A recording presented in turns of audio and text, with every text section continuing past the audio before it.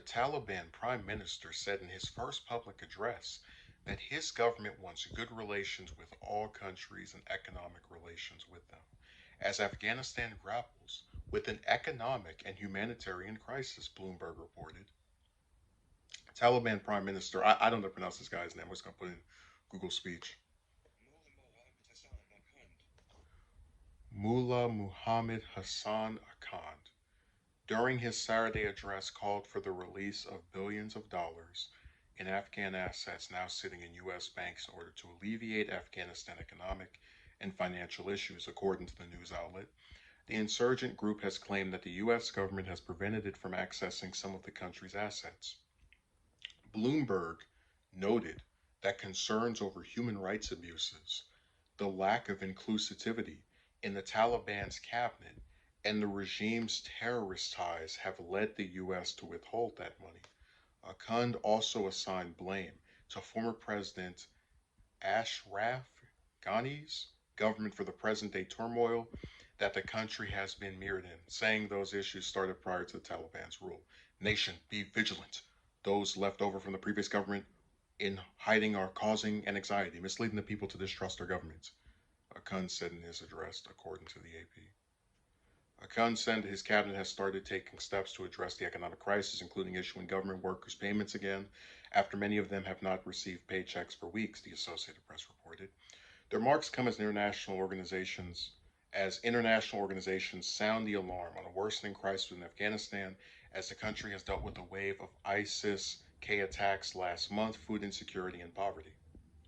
Earlier this week, the United Nations Development Program cautioned in a report that Afghanistan's financial system could collapse in months due to a buildup of unpaid loans, straining the country's banks.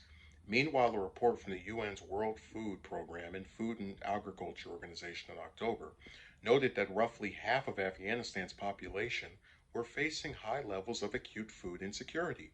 The UN also warned in mid September that 1 million Afghan children were on the brink of starvation before the winter. Akand, in his Saturday address, called the lack of food a test from God after people rebelled against him and asked people to pray it would end soon. Okay, he really lost. Like, the stuff about wanting to work with governments everywhere, one, I don't believe it, but at least it sounded like a positive thing that someone who's attempting to communicate with the rest of the world in a cordial, open manner would say. But what does God have to do with the people of your country being malnourished? And that goes back to that thing of this like religious extremism. You have people that are starving to death, right? Including children. And instead of saying, "Hey, look, we're going to have some program," like he talks about, they issued these checks to people who haven't received the payment in weeks.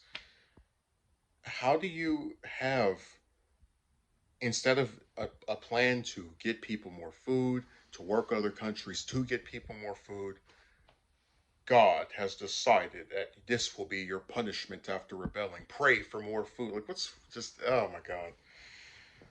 Um, I do feel bad for the people of Afghanistan, but I got tired of the U.S. staying there year after year.